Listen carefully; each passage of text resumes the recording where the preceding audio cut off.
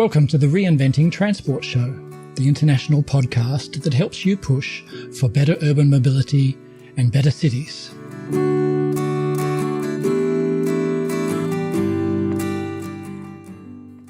In this episode, I'm speaking with Carlos Felipe Pardo, the Executive Director of Despacio, about slowness, otherwise known as speed. Carlos is a trainer, consultant, writer, and non-profit leader focusing mainly on urban transport issues in cities across Asia, Latin America, and Africa. His background is actually as a psychologist, and he also has an MSc in contemporary urbanism from the London School of Economics. Carlos was awarded the Danish Cycling Embassy's 2018 Leadership Award. Enjoy the interview. Carlos Felipe Pardo, welcome to the Reinventing Transport podcast, and thank you very much for joining us today.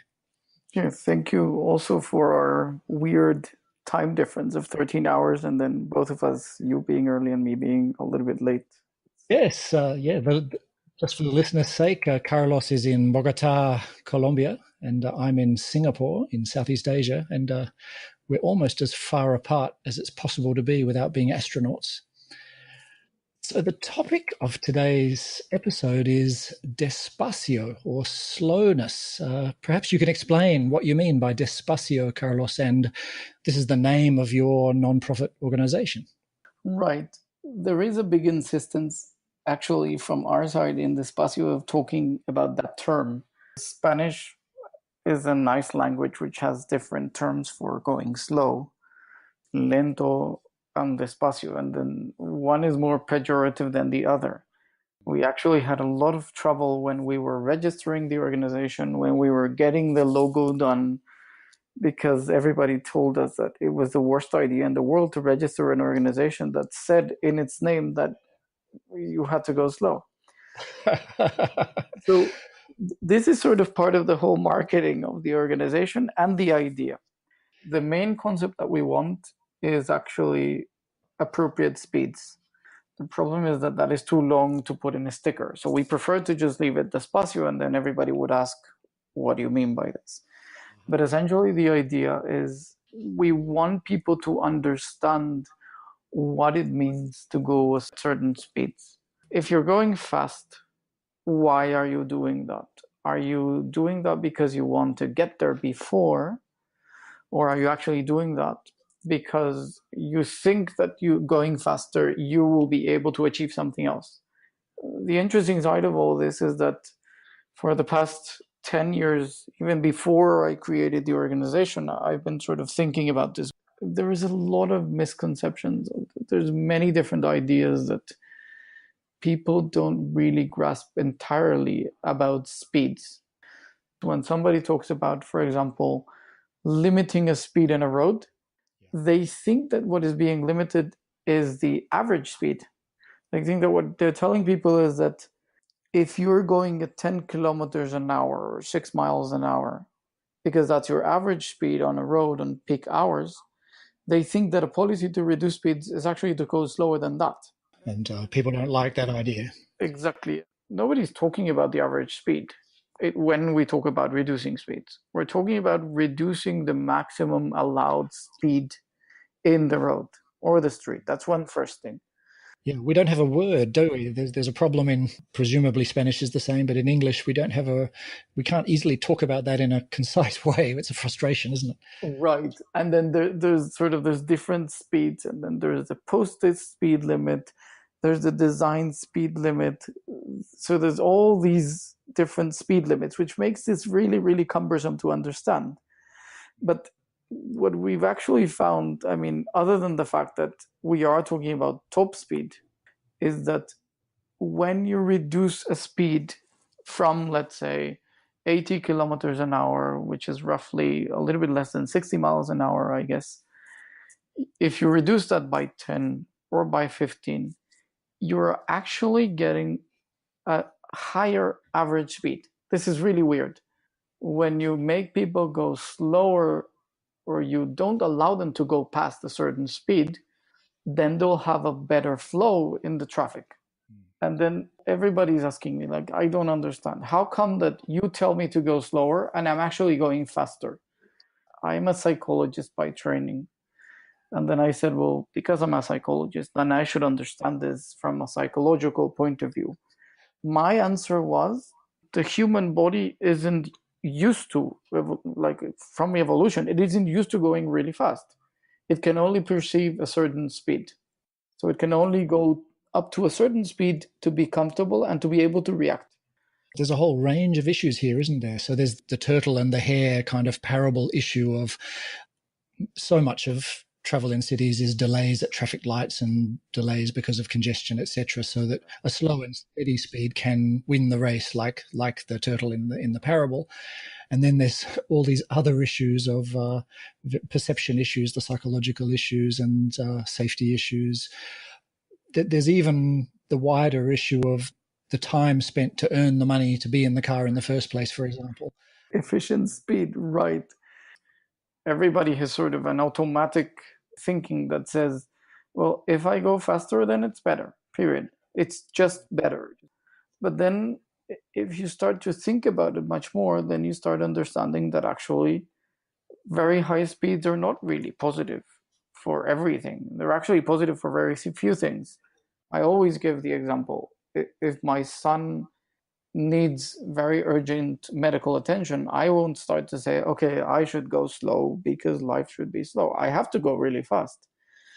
But the amount of situations in daily life that really require mandatory high speed are really few. And even if you try to, it just doesn't work. You just won't go fast, even if you want to. Right. Here in Singapore, in fact, emergency vehicles do stop at traffic lights and respect the road rules, strangely enough. I gather it's a policy because they've found that it's counterproductive to be racing through intersections and having crashes. End up getting more people in trouble by trying to save just one. I've seen in some of your writings the idea of mindfulness or mindful speed. So in Spanish, despacio perhaps captures that, and you say it provokes curiosity, which is great. And then the problem with the word speed is it both means just whatever the speed is. You can have a slow speed or a fast speed, but it also implies fast. The language is getting in the way, isn't it, again? And we actually had an 18-month project. We were funded by the Global Road Safety Partnership, which is part of the Red Cross, to answer these questions. So it was probably the 18 months that were the happiest in for me in Despacio, that I was getting paid to think about this. And one of the things that we had to discuss was, okay, if we're going to produce a campaign, how should we put the adjective? So should we talk about lower speeds? And then we said no. First of all, because it's not that. And second of all, because it's sort of seen as something really bad.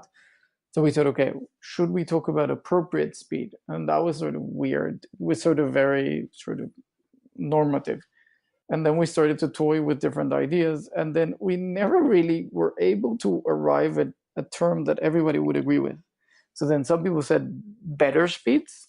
That was sort of trying to make people say, well, better is fast. And we were like, no, better doesn't mean fast or slow. It just means depending on the conditions of the road, of the place where you are.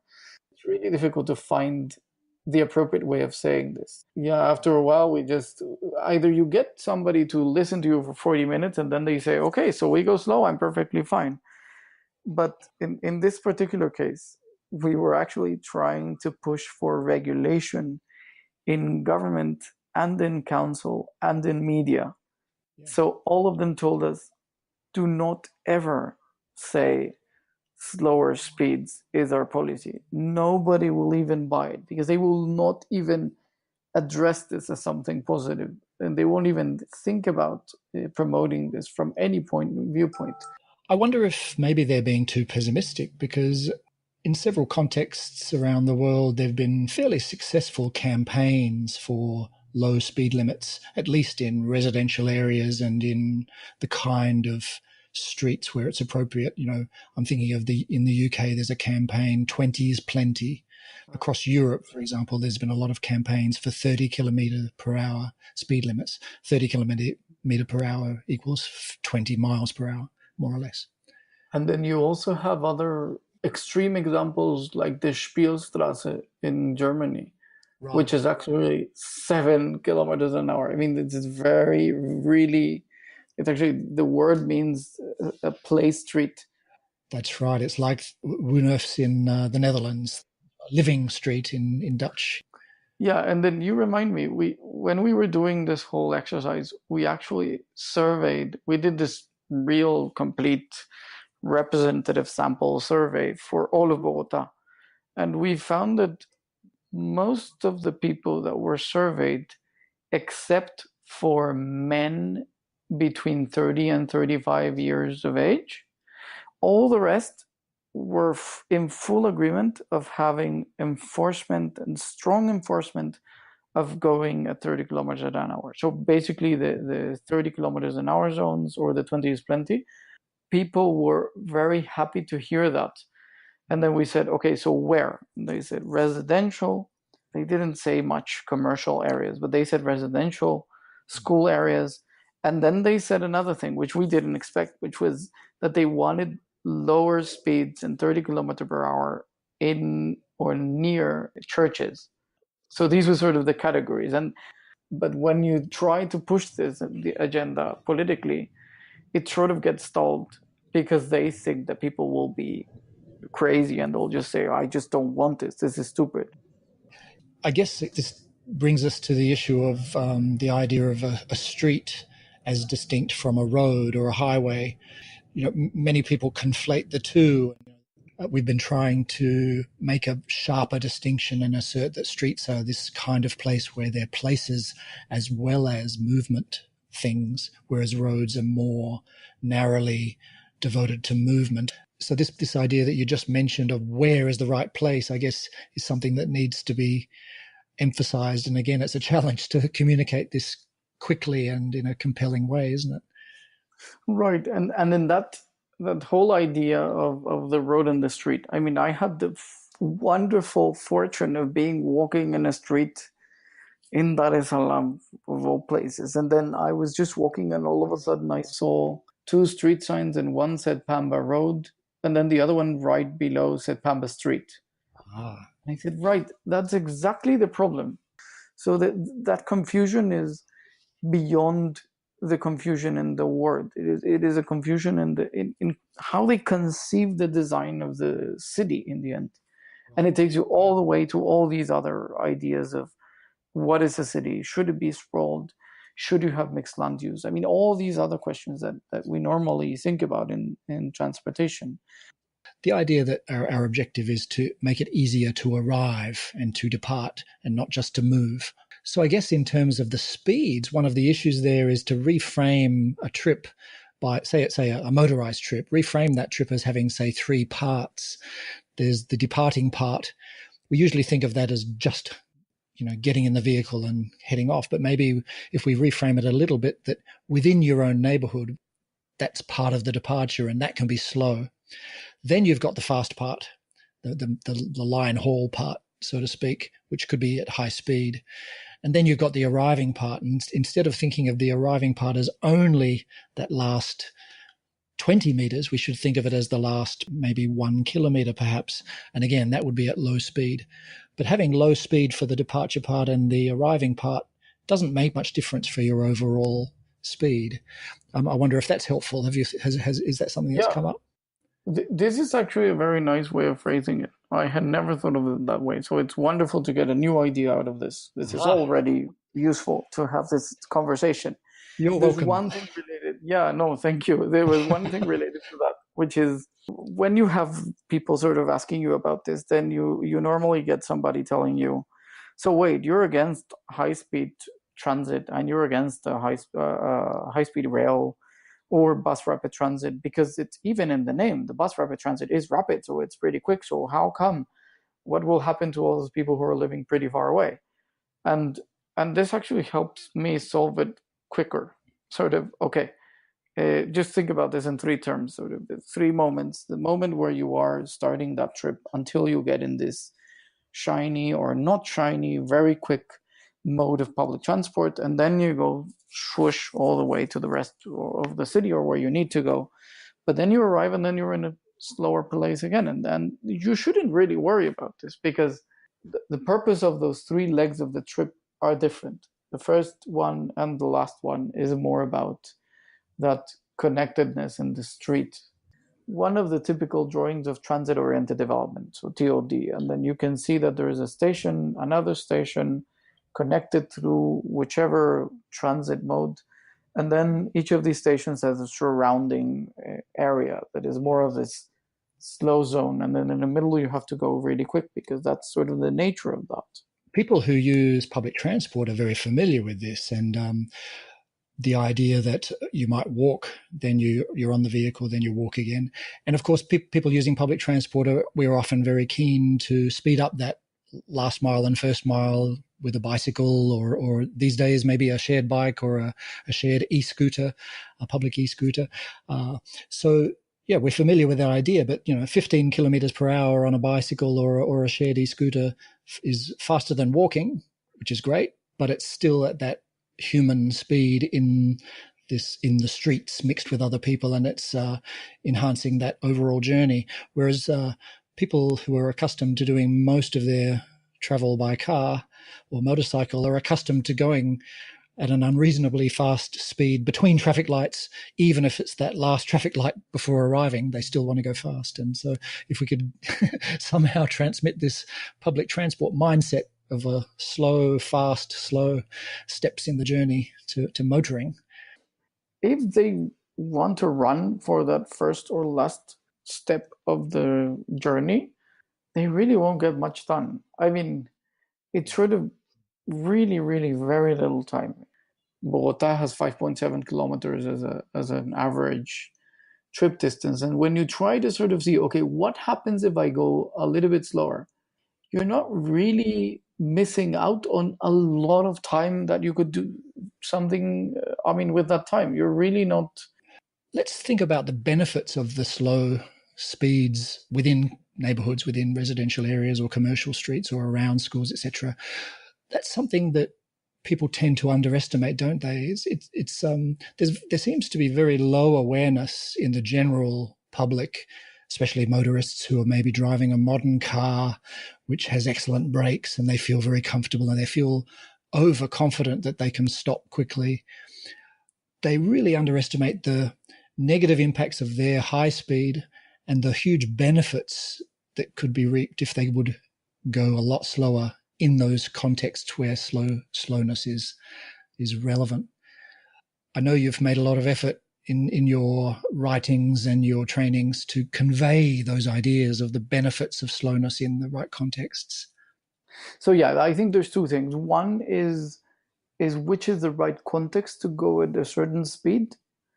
Another is who has the power or who is generating greater equity by the speed at which they travel. So if you have the power, and let's say the purchasing power, if you have enough money to get into your own car and just drive as fast as you want, you are generating a situation where everybody else who does not have that possibility is at a loss. You are not leaving any space for everybody else who may be traveling on other modes. It's just not equitable to have these very big differences between both. And I guess I should clarify for the listeners too that neither of us are really talking about trying to launch campaigns to persuade motorists to go slowly, right? The main answer here is along the lines of Swedish Vision Zero of it's a design solution. We design our streets for the right speed. When I'm talking about low awareness, I guess I'm getting at the political issue of you mentioned that a certain demographic were the ones who were resistant to this message. And it would be easier if they would understand why it's so much better and so much safer and so much better for the whole urban environment and for everyone, including themselves, if they could go at 30 kilometers per hour or less in ordinary streets than at 50 kilometers per hour or more. Maybe you are more optimistic than I am. I have never seen anybody believe me. Like maybe I'm just not good at explaining this, or I need more time, but I need. But at this point, I really, really struggle to explain to people like you are not losing time. You may even earn some time for yourself because you're going at a more average speed that is better and that is higher in the end than what you would have been if you would be going quicker. But I haven't been able yet to get that message through, and it's sort of one of my medium term interests. I guess in many cities around the world where motorists are still a minority, the political challenge is not necessarily to persuade them, it's to persuade enough other stakeholders and interest groups and people. Unfortunately, in the car-dominated cities of, say, North America or Australia, New Zealand, that's where it's really, really difficult because car users are in a majority. So somewhere like Bogota, it's easier, perhaps. It can be, and probably what we get in our cities, like Bogota or the other developing countries, is that the media, policymakers, council, like all these people assume that society wants something, but then they really want something else, and then they don't believe us. Like we told them, more than 80% of the people we asked are actually in favor of not only having 30 km/h speed limits, they're actually in favor of having strong enforcement with bigger fines. And they were like, no, that's just not true. I mean, your survey must be off. I mean, there must be something wrong. Yeah, I'm constantly told a similar thing when I talk about statistics. For example, you've used this too as well. The statistics about the risk at 50 kilometers per hour, it's like falling from a six-story building, whereas at 30 kilometers per hour, it's like falling from the first floor above the ground. Even that is still statistics, and it's hard to convey. Bruce Appleyard's famous study of 3 streets with different amounts of traffic and different speeds, and how there was so much more community life and human interaction on the slow light traffic street than on the heavy traffic street. People sort of nod and think about it, but they don't make the link with policy necessarily. But one thing that I think has been quite persuasive is Gil Peñalosa, the brother of the mayor of Bogota, who's in Toronto, I believe. He talks about 80 cities. And I like that idea because it reminds everybody of all the young people in their lives, the 8-year-olds maybe, and the very old people in their lives, the 80-year-olds, and how we need to design the city so that it's safe and comfortable for those people. So it gets the sort of people in the prime of their life who are maybe self-centered, gets them thinking. I know for myself, having a young child, it really makes me hyper alert about the speed of everything around me. Everything's a threat. We noticed that the ones who were against the whole idea of even having 30 km/h streets were men between 30 and 35 years of age. This specific group of the population is sort of a very high risk generating population. I mean, I wonder if maybe some simulation games online or something to simulate various scenarios of speeds and exactly, and sort of saying this is what would have happened. We did one thing which was pretty dark, but it got a lot of attention. We actually used the comparison that you mentioned about how it's like to fall from a certain floor and what would happen to you if that would comparable to a crash in a certain speed. So what we did is that we actually got a building, and we got permission from a building. We purchased a mannequin, and we actually dressed it like me. Like we put him glasses and a small beard, because I told him I want you to think that I am just falling from the building, and so everybody in my office. So they were very happy to do this, and we put it in sort of, let's say, a 6th floor, have flyers explaining what's happening. And it was incredible that everybody was sort of, what is happening here? Is this person going to jump? And how come? And all these questions arise. And then somebody came with a flyer and said, look, this is what happens. If this person would fall, it would be really bad. They would just die. This is exactly the same as if you're going past 30 kilometers an hour. Right. And then they were like, okay. Then they would really grasp. This was so shocking that actually the funders told us, you may get somebody actually dying because they're looking at the mannequin, thinking that he's falling, and then they run over somebody. Oh dear. But it was persuasive, far more persuasive than just telling you the risks and the percentages. I usually end these interviews with the question of, if there's one thing you'd like the listener to remember from this episode, something you really, really wanted to get across. The most important message for me to people to know is that if they're going faster, it will most probably not mean that they will get there before. That's the essential message that I want to push forward. And once we said in an event, we put the name of an event saying fast but late, just trying to play with the fast and furious. But we just said, well, it's fast but late because you will get there late. And just please remember that. That would be my main message. It's been a privilege talking to you, Carlos, and I've really enjoyed our conversation. I hope it's useful for some of our listeners as well. It was wonderful. Thank you. Don't forget, you can always go to reinventingtransport.org for more information, to listen to other episodes, to find out how to subscribe, or to leave a comment, suggestion, or question. Go to reinventingtransport.org. This has been the Reinventing Transport Show, and I'm Paul Barter. Thanks for listening. Bye for now.